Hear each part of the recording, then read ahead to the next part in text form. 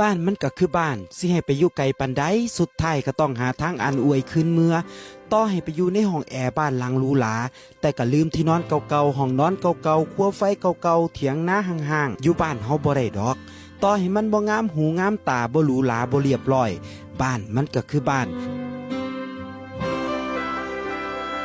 เป็นพื้นที่เก็บออมความทรงจำความผูกพันมาแต่น้อยเป็นพื้นที่โอบกอดความรู้สึกสุขเศร้าเหงาปวงจุดเริ่มต้นของความรู้สึกฮักหรือเกลียดดีใจหรือทุกข์ท้อสมหวังผิดหวังเริ่มต้นอยู่ตรงนี้มันคือบ้านเฮาไงครับ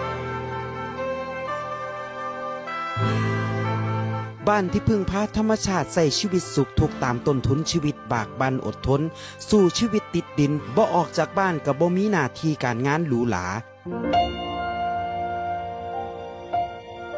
บ่มีโอกาสกระแล่นคนซอกหาบ่มีรถบ้านที่ดินก็ตั้งใจเฮ็ดงานเก็บเงินอดแน่อิ่มแน่มาเฮ็ดมาสร้างหาสุขให้โตเจ้าของแล้วกับคนทางบ้าน